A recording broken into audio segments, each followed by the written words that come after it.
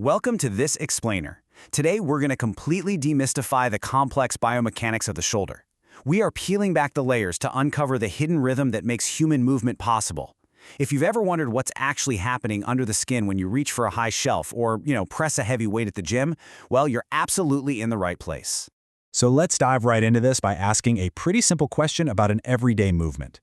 Why does simply reaching overhead sometimes cause pain, pinching, or injury? The answer reveals just how intricate our shoulder's anatomical orchestra truly is.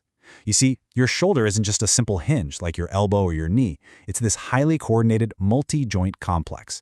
And when just one instrument in this orchestra plays out of tune, the whole symphony basically falls apart. Here is our roadmap for today. We've got 1. The shoulder's hidden rhythm. 2. Joints of the complex. 3. Muscles driving the movement. 4. 3 phases of elevation. And 5. When the rhythm breaks.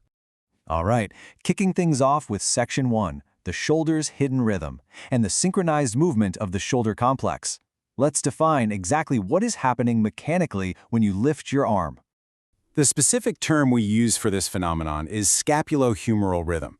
It refers to the coordinated, synchronized movement between the glenohumeral joint, which is your main shoulder ball and socket, and the scapulothoracic articulation, which is where your shoulder blade actually glides right over your rib cage. Ultimately, your shoulder isn't acting alone here. It's a highly dynamic, interdependent relationship where the shoulder blade and the upper arm bone literally have to move in perfect simultaneous harmony. And that brings us to the golden rule of this rhythm, the 2-to-1 ratio. This classic baseline rule tells us that for every 3 degrees of total shoulder elevation, 2 degrees of that movement occur at the humerus, the arm bone itself, and 1 degree occurs via the scapula rotating upward on the rib cage. It's a mathematically beautiful partnership of mobility. Moving right along to Section 2, Joints of the Complex, the structural foundation of shoulder mobility. Let's zoom in a bit to examine the specific anatomical joints that form this incredible kinetic chain. As we compare these structures side by side, notice how the humerus rotates within the shallow glenoid fossa of the glenohumeral joint. It's a true ball and socket. But right next door, we have the scapulothoracic articulation. And what's fascinating here is that this isn't even a true bony joint at all. There's no bone-to-bone socket. It's a functional joint where the scapula just glides smoothly across the curved, muscular surface of your rib cage. But, the rhythm also relies on a couple of really vital supporting players. The complete kinetic chain includes the smaller acromioclavicular and sternoclavicular joints. These joints act as mechanical linkages to your trunk through the clavicle, or your collarbone. They allow the collarbone to elevate, rotate, and protract. Without them, the shoulder blade literally couldn't rotate up to give your arm the clearance it needs. So why does this intricate web of joints actually matter? Well, because this rhythm serves 2 absolute make-or-break purposes for the human body. First, it preserves the length-tension relationship of your muscles. By moving the scapula along with the arm, your muscles don't bunch up and shorten prematurely.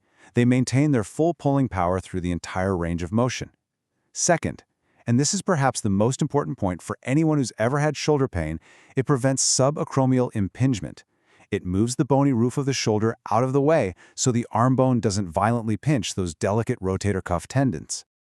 Okay, Section 3, muscles driving the movement, the conductors of the anatomical orchestra.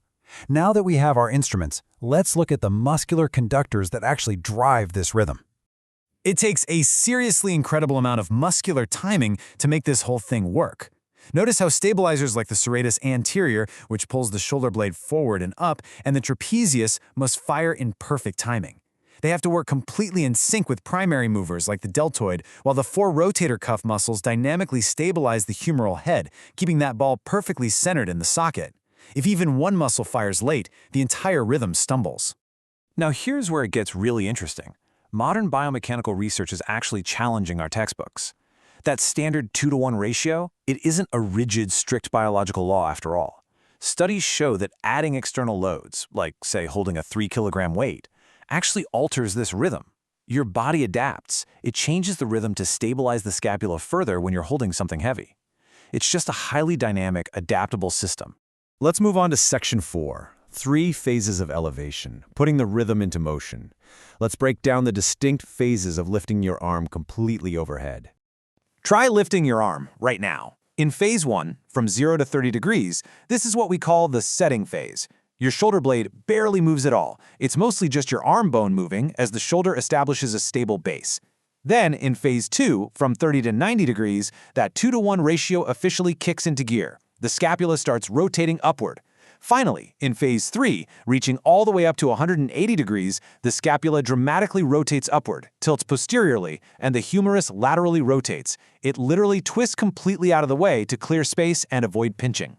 Therefore, achieving a full 180 degrees of overhead motion is just this mathematically beautiful collaboration. When you reach straight up, 120 degrees of that motion came from the shoulder joint itself, and exactly 60 degrees came from the shoulder blade rotating on your ribs. 120 plus 60 equals a perfectly functional, pain-free 180-degree reach. And finally, Section 5, when the rhythm breaks, dyskinesis and real-world pathology. We've seen how beautifully it all works, right? But what happens when our perfectly tuned anatomical orchestra starts playing out of key? Well, this leads us to a condition known as scapular dyskinesis. This simply means an alteration in the normal resting position or active motion of the shoulder blade. It occurs when muscle weakness, fatigue, rotator cuff tears, or joint instability throw the scapula completely out of sync. For overhead athletes, think pitchers, tennis players, or swimmers, this places an immense, dangerous mechanical demand on the shoulder joint because the force isn't being distributed properly down that kinetic chain we talked about. The difference between these two states is stark. On one side, we have a normal, smooth, synchronized rhythm. On the other side, we see something called reverse scapulohumeral rhythm. We see this all the time in conditions like frozen shoulder. Because the true shoulder joint is restricted and stuck, the patient naturally compensates. They heavily hike their entire shoulder complex up to their ear, literally shrugging, sacrificing functional movement quality entirely just to lift their arm a few measly inches. So how do we actually fix a broken rhythm? Modern rehabilitation isn't just about massaging the pain away. It requires dynamic assessment, sometimes even having patients move a 3-kilogram weight during diagnosis to reveal those subtle weaknesses we mentioned earlier. Therapists then use highly specific, targeted parascapular and rotator cuff exercises. The goal isn't just to strengthen a single muscle. Actually, it's to completely retrain the body's neuromuscular control. It's about teaching the brain and the muscles how to play the symphony together again.